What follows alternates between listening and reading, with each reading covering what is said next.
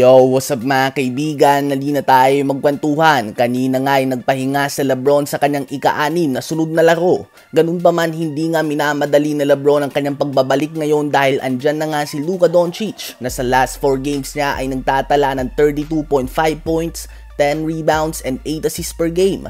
Kung noon nga malamang ay hindi marerelax si Lebron at posibleng magmamadali pa siya sa kanyang pagbabalik na posibleng magresulta sa another injury. Ngunit bukod nga kay Luka ay naglalaro din at a very high level ngayon si Austin Reaves at sa panguna ng dalawang ito, kung dati nga ay halos pwede mo nang ilista ang talo kapag out si Lebron, ngayon nga ay nabibigyan na din ng tsansa ang Lakers sa makuha pa ang panalo.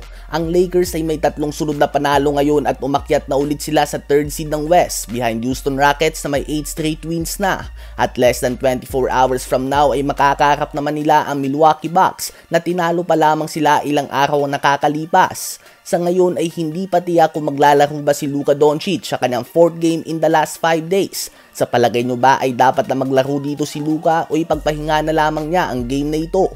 Natulungan naman ng New Orleans Pelicans ang Golden State Warriors nang ibigay nila sa Minnesota Timberwolves ang pangalawang sunod na talo nito matapos sa manalo ng 7 sunod sa score na 119-115.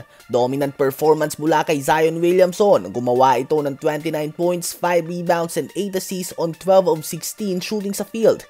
18 points, 5 rebounds, 6 assists and 3 steals din si CJ McCollum. 15 points, 7 rebounds and 6 assists si Bruce Brown. 13.7 rebounds si Missy, 13 points din si Kelly Olynyk at 13.6 rebounds si Jordan Hawkins. Sa Timberwolves naman ay 29 points, 6 rebounds and 4 assists si Anthony Edwards, subalit 5 of 19 lamang ito sa field.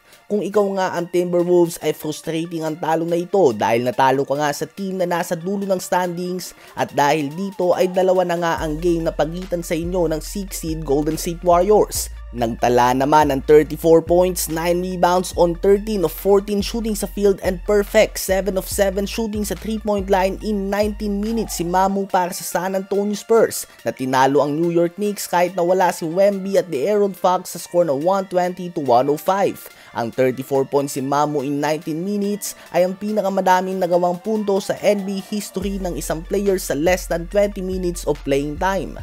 Habang ang Cleveland Cavaliers naman ay natanggap na ang kanilang pangatlong sunod na talo nang talunin sila ng Sacramento Kings na walang Domantas Sabonis at Zach LaVine sa score na 123-119. 27 points si DeMar DeRozan, 22 points, 6 rebounds and 8 assists si Malik Monk at 5 pang ang player nila ang gumawa ng 13 points o higit pa. Sa Cavs naman ay 31 points, 10 rebounds si Evan Mobley at 26 points, 5 rebounds, 4 assists si Donovan Mitchell. Ang Cavs ay nananatili pa din sa top seed ng East.